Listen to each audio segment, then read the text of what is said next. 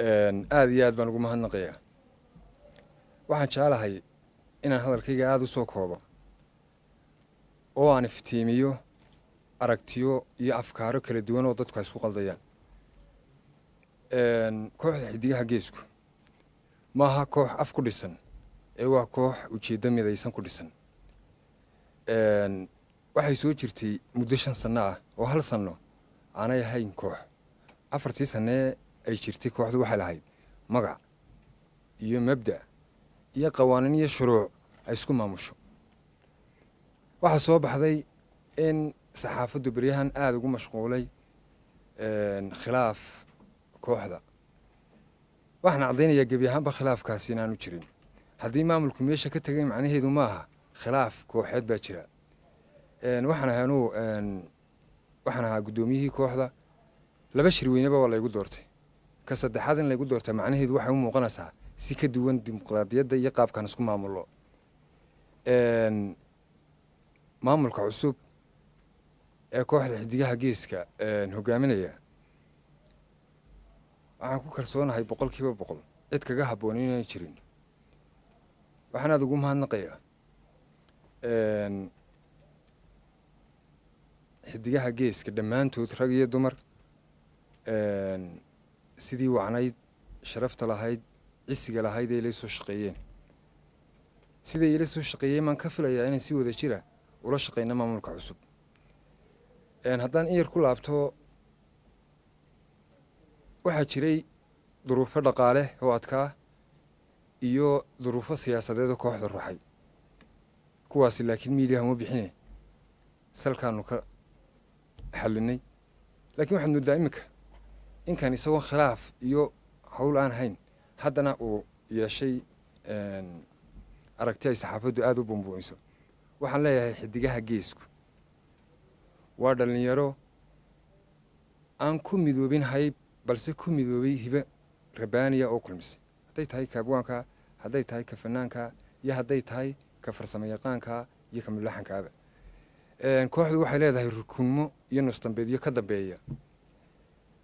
waxaan xasuustaa sharciga kooxda qodobo ka mid ah habeen laga doodayay in muddadii doodaasi socotay ahayd 9 saacadood.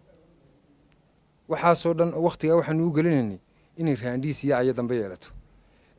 ubax qaadaya maaha xidiguhu. maamulkuna waa qor isku dhiib. sharciga kooxda waxaa ka mid ah in magaalada Hargeysa ay tahay xaruntii kooxda. markaa kooxdu sidoo jira inay show u qaban karto balse aanu jirin shakhsi gaar u qaban karaa. horena uma arag nin intuu isa soo taagay ama gabadh isa soo taagtay kooxda ka mid ah oo iskeed qabsatay. taasi iyadna waxay ka qayb tahay waxyaabaha khilaafaadka. waxaan leeyahay waxba kama jiraan. sharciga kooxda cidi kama weyna. inay kooxdu jirtaa ka muhiimsan inuu hebel muuqdo. markaan intaa ka imaado waxaan doonayaa marka fanaan cod wanaagsan dhageysiga heesihiisa yareeyaan isla mar ahaantaana ay taageeradii hore oo hayeen fanaankaasi dadku siin waayaan macnaheedu maaha codkii wanaagsanayay ku ogaayeen baa ka guuray balse waa isbeddel dabeecaddiisa ku yimiday. taasi xidiguhu ma lan aaminsanahay. taasi xidiguhu male. waa dad isku ujeeddaa, waa dad isku aragtiya, waa dad hankoodu ka wen yahay inay tafaraaruqaan. somalilan siday cabdiwaraabow leedahay ayaan xidigaha cabdiwaraabow ogahay.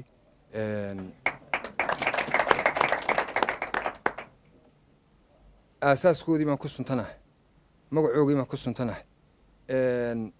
waxaa laga yaabaa inay dadku humaa kaga jiro magaca weyne xasan dhuxul. waxaan ku dhex yeeshay xidigaha geeska anoo shici baan imiday. qof kastoo naga midina wuxuu yimiday isagoo shiciba. fanaan qaraniyo abwaan qaraniyo halkanaa lagu noqday.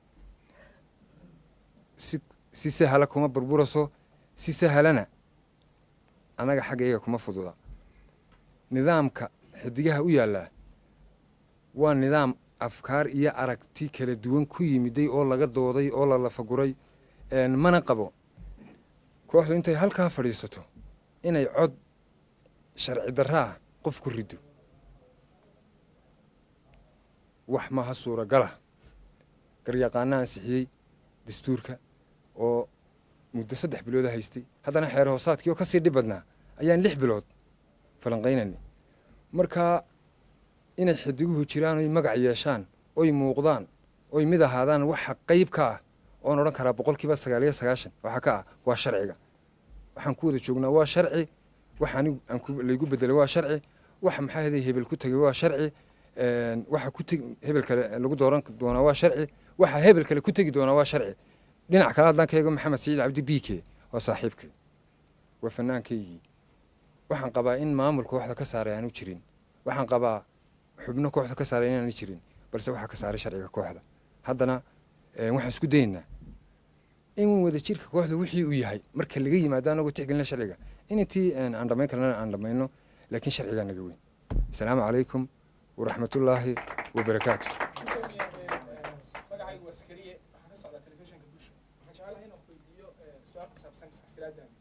hadda waxaa sheegtay inaad shirkii saddexaad ee kooxda cid ugu qabsateen lagaga qaaday shirkii guddoomiyaha bartaada facebookna waxaad ku sheegtay inaad guud ahaanba iska casishay xilligaa kaasi kooxda xidigaha geeska miyaan la odhan karin khilaaf isweysanaa kooxda hubanaa ayaa iscasilaadaada si dibadda soo dhigtay markii aan iscasilayay waxaan joogay magaalada nairobi waxay soo gaadhay ma kusoo beegantay xilligii shirweynaha sidaasi darteed waxaa muhiim ahayd si shirku kooxdu u ansaxo inaan iscasilo waxaana ku taalla xeerka kooxda hadduu maqan yahay guddoomiyuhu isla mar ahaantaana doorashadii la gaadho inuu halkiisa isku casilo laakiin ma ahayn khilaaf iyo muran iyo cadho mitoona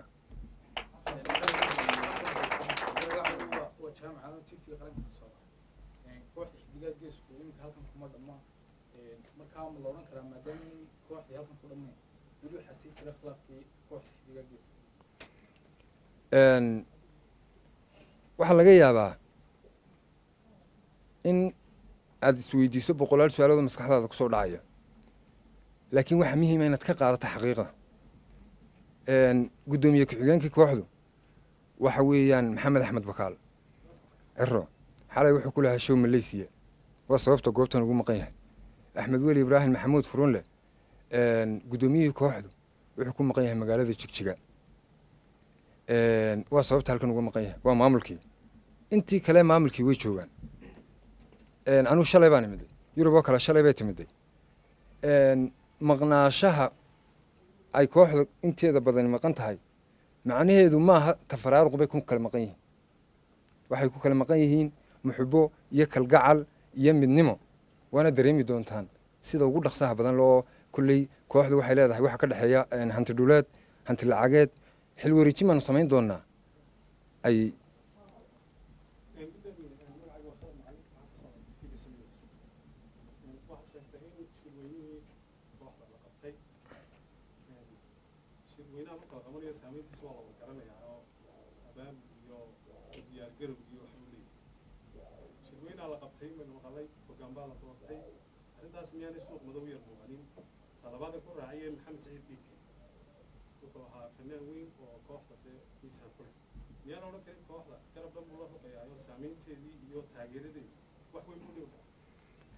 su-aasha hore haddaan kaaga jawaabo waa muhim in horta aad kala fahanto shirweynaha kooxdu maaha shirweyne xisbi kooxdu waa kooxfaneed sidan khilaafaadkayga u xallin jirnay ee aan howlaha iyaga u geli jirnay ee aan qorshayaasha iyada u dejin jiray unbuu shirku qayb ka yahay markaa taasi waxaan kaga gudbayaa kooxdu waa kooxfaneed koox siyaasadeed maaha ta kale maxamed saciid cabdi aad weydiisay waa fanaan saaxiibkaya kooxdan magac weyn ku leh kuna lahaan doona ka tegitaankiisu ma aha wax saamayn kooxda u keenaya oo axmed weli ibraahim maxamuud furunla ugu muhiimsan oo halbowlihii kooxda hadduu caawa dhaqaaqo xidig waxa uu noqonayaa mudara magacaygu waa bedri konsaar waxaan ka socdaa telefishinka caalamiga star kooxdan sidaad adiguba sheegtay muddo dheer ayaad adigu ka mid ahayd dadkii dabcan soo dhisay b k oo ka mid ahaa xidigaha kuwooga ugu waaweyn ay dadku taageeraan dabcan kooxdii uu ka baxay adiga waadigana guddoominimadaadii oo la leeyahay halkan isagaa soo gaadhsiiyeyna waa taad maanta wareejinayso dad badan waxay qabaan welwel ah inay xidigihii halkaasi ugu dhammaatay dadka maxaad u jawaabi lahayd waxaan qabaa ama filayaa ama rajaynayaa inay dadku kolley inta badan sheekay qaataane ficilka qaataan haddii kooxdu burburtay magacaagaa burburay ma nin baa gurigiisa dumiya xidigaha geesku way jirayaan waxaanay ku jirayaan nidaam sharciya haddii qof ku soo hadhayu sharcigu ogol yahayna qofkaasa ku soo hadhaya waxaan doonayaa inaan ku weydiiyo gudoomiye anigoo ku mahad celinaya waxaad sheegtay in kooxda xidigaha geesku muddo badan soo jirtay marxalado badan oo kala duwan aad ka soo gudubteen iminka media tiro badan baa horteena jooga inaad isku marisaan hawada shirar jaraa'id idinkoo kooxda lafteediin iyo caqabadaha idin soo dhex galay maadaama mediaha laftiisu kharashaad idinkaga baxayo kala maqnaanshiyihiinu miyaanay ahayn in saaxiibtinimadiina muddada badan soo socotay miyaad ku dhammayn kari weydeen khilaafka yar ee kooxda soo kala dhex galay maadaama kooxdu tahay koox caalamiya khilaafka waxayd kamaalinu hadlayna saynayba waxaynu ka hadlaynay in dadka iyo warbaahinta aan nuu sheegno inaan wax khilaafi jirin sababtaasaa loogu yeedhay miidiyaha waana miyaad xalin kari weydeen gudoomiye laakiin su-aashayda aan ku weydiinayaa dad igu noqota gudoomiye magacaygu waa maxamed cabdiraxmaan waxaan ka socdaa telefishinka dalsa waxaa la rabaa in khilaaf maaliyadeed ka diga jiray faasaliseen wararka qaar waxay sheegayaan in wasaaradda maaliyadda ee soomaaliya ay kooxda xidigaha geeska siin jirtay lacag dhan 6 milyan oo adigoo guddoomiyaha soo qaadi jirtay lacagtaa waxaa la sheegay 26 milyan oo ka mid ah inaad kooxda u keeni jirtay 20 ka mid ah inaad kooxda u keeni jirtay 16 kale wararku waxay sheegayaan jeebka xasanaani soo dhaafi jiray shacbiga balu fasil ma jiraan mise ma jiraan horta waxaan filayaa in su-aashaasi iska su-aal tahay maxay ahaydey aan xaqiiqda ku salaysnayn wuxuu foojarray maraan saxiyo kala duwan bay maraan anigu ma yihi khasnadjigii kooxda oo 6 milyan baad ka hadlaysa kooxda waxa soo mara dhaqaale intan ka tiro badan wax dhaqaalo oo khilaaf keenay haba yaraatay ma jirto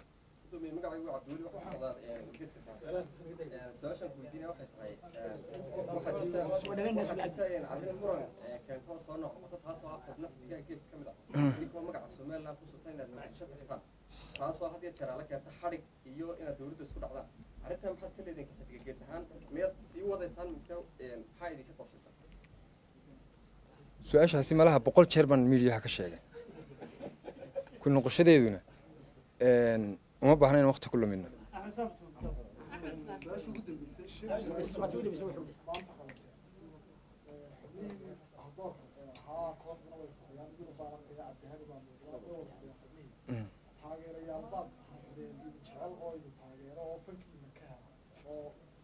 maaha somalilan gudaheeda soomaaliya oo dhan maxaa qalbiga ugu qaboojinaysaa dadka